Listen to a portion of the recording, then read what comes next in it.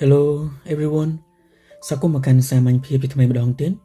ថ្ងៃនេះយើងមកជួបគ្នាជាមួយនឹងកម្រងវិញ្ញាសាភាសាអង់គ្លេសសម្រាប់ត្រៀមប្រឡងគ្រូដែលថ្ងៃនេះយើងត្រូវជាថ្ងៃទី13ហើយទាំងអស់គ្នាហើយទៅចុះអរគុណខ្លាំងមែនទែនសម្រាប់ការតាមដានមកដល់ថ្ងៃទី13នេះអញ្ចឹងតោះកុំឲ្យខាតពេលច្រើនយើងចូលមកកាន់វិញ្ញាសារបស់យើងតលំហាត់របស់យើងបន្តការពីម្សិលមិញយើងចូលតមកកាន់លំហាត់ទី61ទាំងអស់គ្នាមើល61របស់យើងមើលគេថាមិនដែរគេថា by next month មានន័យថាត្រឹម by ហ្នឹងត្រឹមហ្នឹងនេះអញ្ចឹងត្រឹមខែក្រោយនេះ Mr. Sok teaching at this high school for exactly 10 years ជំនាញត្រឹមខែក្រោយនេះលោកគ្រូ Sok បង្រៀននៅវិទ្យាល័យនេះ exactly នេះមានគត់ឬក៏ត្រឹមតែម្ដងចាំមិនដែរ10 years 10ឆ្នាំគត់យើងអាចប្រែថាអញ្ចឹងមុន10ឆ្នាំគុណអញ្ចឹងលំហាត់នេះយើងមិនដែរកន្លែងណាដែលគិតថាជាចំណុចដែលគួរឲ្យយើងចាប់អារម្មណ៍ទាំងអស់គ្នា61យើងនេះយើងចាប់អារម្មណ៍ទៅលើរឿងពីរណាទីមួយយើងឃើញពាក្យ by next month ត្រឹមខែក្រោយនេះអញ្ចឹងត្រឹមខែក្រោយហ្នឹងមិនដែរនេះវាបង្ហាញពី future អនាគតបង្ហាញពី future តែពេលមួយទៀតគឺនេះចាប់អារម្មណ៍ទៅលើពាក្យ10 years 10ឆ្នាំអញ្ចឹងតើកាលណាមានរាប់ចំនួនឆ្នាំបែបហ្នឹងដល់នេះគឺចឹងគឺក្នុងវេយ្យាករណ៍អង់គ្លេសយើងប្រើទម្រង់ perfect ឬមួយក៏ពពួកទីជាអាចរាប់បានថាជាសម្បើមុខកញ្ចក់ចុះមានថាយើងអាចប្រើជាពពួក perfect continuous ឲ្យតែមានរាប់ចំនួនឆ្នាំបែបហ្នឹង in English ក្នុងភាសាអង់គ្លេសគឺយើងប្រើពពួក perfect ដែល perfect ហ្នឹងគឺវាមានទម្រង់ have ក៏បានឬមួយក៏ has ក៏បាន plus ជាមួយនឹង verb 3ហ្នឹងជាចម្លើយរបស់យើងឯងអញ្ចឹងតោះមើលយើងរកកន្លែងណាដែលមានទម្រង់ perfect ចេះគឺអាចជាចម្លើយយើងឯងដោយសារម៉េចយើងចាប់អារម្មណ៍គេមាន mention ឆ្នាំ10 years 10ឆ្នាំមើល A យើងគឺ will have been មានអីគេមាន have មាន verb 3អញ្ចឹងអាចត្រូវមាន has មាន been has plus ជាមួយនឹង verb 3អញ្ចឹងមិនដែរលេខនេះរបស់យើងគឺអាចត្រូវតែពេលនេះ will be អត់មាន have has ទេអញ្ចឹងយើងអត់យក is មាន have មាន has អត់ទេអញ្ចឹងយើងអត់យកទេអញ្ចឹងយើងនៅសល់ចម្លើយពីរដែលត្រូវរើសទាំងអស់គ្នាត្រូវរើសគឺចម្លើយ A និងចម្លើយ B អញ្ចឹងគិតថាមួយណាជាចម្លើយត្រឹមត្រូវរបស់យើងនៅក្នុងលំហាត់ទី61នេះដោយសារតែម៉េចយើងមានជាប់ពាក្យថា by next month ត្រឹមខែក្រោយបង្ហាញពីអនាគតអញ្ចឹងបើបង្ហាញពីអនាគតនេះអស់នេះយើងត្រូវការពាក្យ will ដើម្បីឆ្លុះបញ្ចាំងពីអនាគតអញ្ចឹង will នេះគឺបង្ហាញពីអនាគតហើយដល់ពេល have been នេះគឺបង្ហាញអំពីរយៈពេល10ឆ្នាំបង្ហាញពីពេលវេលាដែលបាននិយាយមុននឹងអញ្ចឹងណាអញ្ចឹងចម្លើយយើងគឺ A និង I ដល់ពេល B អត់ត្រូវនេះអត់ត្រូវមិនដោយសារវាគឺជា present perfect ដែលអត់បានឆ្លុះបញ្ចាំងពីអនាគតទេចម្លើយយើងគឺ A ហើយឈ្មោះវាគឺគេឲ្យឈ្មោះថានេះវានឹងតំណាងឲ្យអនាគតអញ្ចឹង future ហើយដល់ពេលនេះគឺ perfect មាន verb សៀងគឺ perfect ឈ្មោះវាគឺ future perfect simple ចម្លើយយើងគឺ A និង I ទាំងអស់គ្នាដោយសារតែយើងជាប់ពាក្យ2គឺជាប់ពាក្យនេះជាប់ពាក្យត្រឹមខែក្រោយហើយនឹង10ឆ្នាំដែលធ្វើយើងរើសបានចម្លើយ A លោកទីជើប្រែឲ្យតោះនេះគេថាម៉េចដែរ by គិតត្រឹម next month ខែក្រោយនេះ Mr. Sok លោកគ្រូ Sok មិនដឹង will have been teaching នឹងបានបង្រៀន at this high school នៅវិទ្យាល័យនេះ for exactly 10 years 10ឆ្នាំត្រឹមតោះយើងមើលតមកលំហាត់ទី62យើងគេថាមិនដែរ62យើងអស់នេះគេថា if the student ប្រសិនបើសិស្ស the instructions instruction មានសេចក្តីណែនាំឬក៏ការណែនាំ carefully ដោយប្រុងប្រយ័ត្នឬក៏ដោយយកចិត្តទុកដាក់ he wouldn't have made that mistake នេះមើលពាក្យនេះពាក្យ made mistake បែរថាបង្កើតកំហុសឬមួយក៏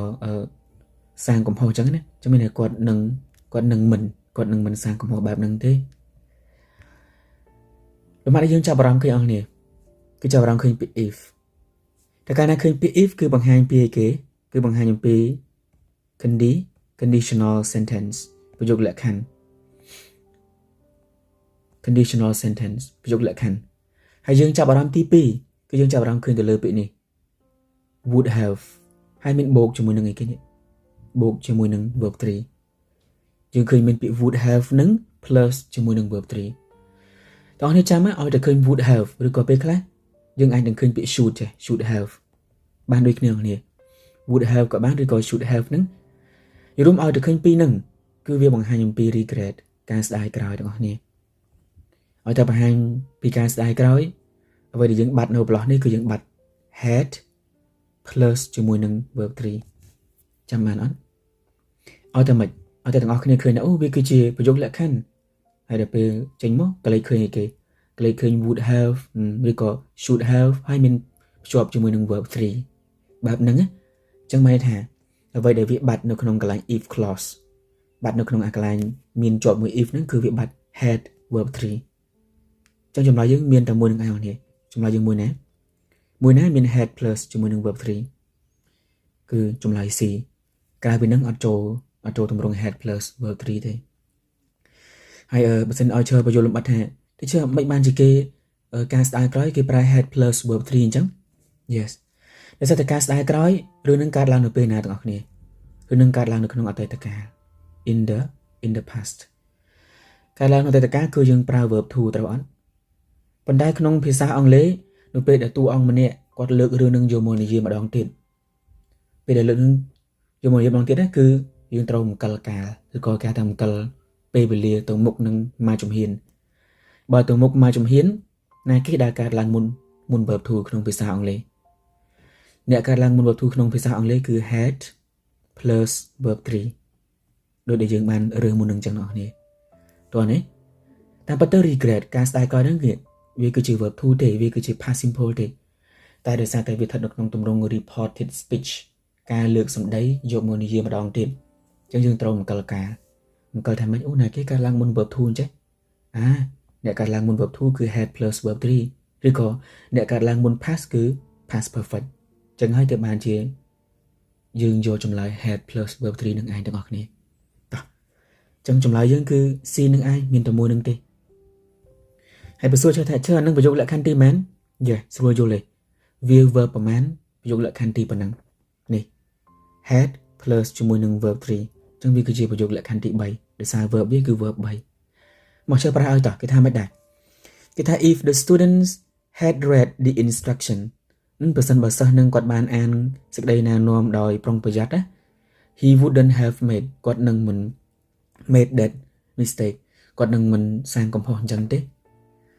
ចឹងនេះលក្ខខណ្ឌទី3គឺបង្ហាញអំពីការស្ដាយក្រោយឬមួយក៏បង្ហាញពីរឿងដែលអត់ពិតក្នុងអតីតកាលអានឹងលក្ខខណ្ឌវាគឺជា past and real អត់ពិតមិនប្រសិនបើសិស្សនឹងបានអានការណែនាំដោយប្រុងប្រយ័ត្នការពិតគាត់បានអានអត់ទៀត he wouldn't have made that mistake គាត់នឹងមិនសាងកំហុសអញ្ចឹងទេពិតអត់ពិតទេកូនសិស្សនឹងគាត់ធ្វើខុសបាត់ហើយហ្នឹងដោយសារគាត់បានអានសេចក្តីណែនាំអញ្ចឹងតើយើងមានប៉ុណ្្នឹងដល់នេះគឺជាប្រយោគលក្ខខណ្ឌទី3យើងចូលតមកលំហាត់ទី63យើងគេថាម៉េចគេថា the new pedagogical តើនេះពាក្យ pedagogical មានន័យគរុកោសលហើយ framework ហ្នឹងគឺក្របខ័ណ្ឌជាយើងប្រែបច្ចាមកក្របខ័ណ្ឌគរុកោសលថ្មីចុច was introduced was ហ្នឹងត្រូវបានណាអញ្ចឹងត្រូវបានណែនាំឬក៏ត្រូវបានដាក់ឲ្យប្រើការ last year កាលពីឆ្នាំមុនis very effective មានប្រសិទ្ធភាពខ្លាំងណាស់ effective មានប្រសិទ្ធភាពតោះយើងរើសចម្លើយណាអស់នេះបើយើងអានចម្លើយទាំង4ហ្នឹងទៅមិនថាជាពាក្យ that which ឬក៏ who ទាំង4ហ្នឹងសុទ្ធតែជាអីសុទ្ធតែជា relative pronouns សព្វនាមឈ្នោះដែលអញ្ចឹងអាទាំង4នេះយើងប្រែថាដែលហ្នឹងនេះអញ្ចឹង that ដែល which ដែល who ដែលទៅពេល whose ក៏យើងប្រែថាដែលដែរអញ្ចឹងចាំឲ្យតែយើងឃើញពពួក relative pronouns ទាំង4បែបហ្នឹងអ្វីដែលយើងត្រូវគិតដំបូងគេគឺយើងមើលទៅលើ subject យើងនេះថាតើ subject យើងហ្នឹងគឺជា person មនុស្សឬមួយក៏ជា thing ឬក៏យើងសំដៅទៅលើរបស់អីមួយហ្នឹងតើនេះយើងគិតតែចឹងតើមើល the new pedagogical framework មានក្របខ័ណ្ឌអញ្ចឹងប្រធានយើងគឺនៅខាងស្ដាំគេបំផុតអានេះគាត់នៅជាគុណនាមបញ្ជាក់ទេអញ្ចឹងក្របខ័ណ្ឌតោះនេះពាក្យ framework ក្របខ័ណ្ឌគឺជាមនុស្សអត់ទេបើសិនជាអត់មនុស្សមិនដែរពាក្យ who យើងអត់យកទេដោយសារ who យើងប្រើជាមួយមនុស្សហើយពាក្យ whose ក៏យើងអត់យកដែរដោយសារ whose ប្រើជាមួយមនុស្សហើយចែកដល់អីពាក្យ framework យើងមិនមែនជា person ទេមិនមែនជាមនុស្សទេអញ្ចឹងយើងអត់យកយើងសល់ចម្លើយពីរអង្គនេះសល់ចម្លើយ A that ហើយនិងចម្លើយ B which យកមួយណាទីជើឲ្យក្បួនចំណាំដែលលឿនមែនតើនេះពាក្យ that យើងប្រើបាននេះបងប្អូនប្រើបានទាំងមនុស្សប្រើបានទាំងវត្ថុតែ which គឺប្រើបានតែជាមួយនឹងវត្ថុមួយទេប៉ុន្តែនេះនៅក្នុងការប្រឡងជាក់ស្ដែងវាចាំមកពីគ្រូឈើពេលនៅវិទ្យាល័យដែរគាត់ថាបើសិនជាមានចម្លើយពីរហ្នឹងដែលយើងអាចប្រើបានត្រូវដូចគ្នា that ក៏ត្រូវ which ក៏ត្រូវក្នុងការប្រឡងបែប formal ប្រឡងទូទៅគឺយកចម្លើយ which គេអត់ឲ្យយក that ទេបើទោះបីជា that ហ្នឹងត្រូវទាំងមនុស្សត្រូវទាំងវត្ថុក៏ដោយចម្លើយយើងគឺយើងយក which ជាជំរឿនដ៏ល្អបំផុតនៅក្នុងការរើសចម្លើយនៅពេលប្រឡងតោះនេះហើយ that នេះគឺគេប្រើនៅក្នុង spoken language នៅក្នុងភាសានិយាយណាចុចមក that អញ្ចឹងក៏បានដែរ that verse introduce last year ទៅតែពាក្យ which គឺយើងប្រើក្នុងភាសាផ្លូវការដូចយើងប្រើនៅពេលប្រឡងឬក៏នៅពេលរសេងអញ្ចឹងឯងដូចយើងកំពុងឃើញហ្នឹងអញ្ចឹងចាំបានទេបើសិនយើងមាន that មាន which អញ្ចឹងគឺដល់នេះយកចម្លើយ which មកហើយកុំយក that តោះយើងចូលមកលំហាត់ទី64របស់យើងគេថាមិនដល់នេះ64គេថា I would rather you your homework right now ឥឡូវហ្នឹងinstead of ជំនួសឲ្យឬក៏ជាជាង playing games លេង game មិនដឹងនេះ I would rather you នេះពាក្យ rather you មានន័យថា I want you to ខ្ញុំចង់ឲ្យអ្នកចឹងកុំឲ្យឆ្ងល់ថាអាហ្នឹងមិនទេចឹងឥឡូវពាក្យ would rather you មានន័យថា I want you to ខ្ញុំចង់ឲ្យអ្នកលំហាត់បែបហ្នឹងទាំងអស់គ្នាចម្លើយយើងយកមួយណាទីជើឲ្យ key ដែលត្រូវចំណាំដោយងាយមួយហើយនៅចាំឲ្យតែគ្រប់គ្នាឃើញ would rather ហើយបូក subject បែបនេះណា would rather បូក subject យកចេះហៅថាជា somebody ចុះ would rather somebody ចាំឲ្យតែឃើញពាក្យ would rather បូកជាមួយនឹង subject បែបហ្នឹងនៅក្រោយនេះគឺយើងត្រូវការ verb to យើងត្រូវការ verb to នោះហ្នឹងមិនមែនជាអតីតកាលទេវាជារឿងកើតឡើងឥឡូវឬក៏វាអាចជារឿងកើតឡើងនាពេលអនាគតពាក្យបើតួអង្គយើងហ្នឹង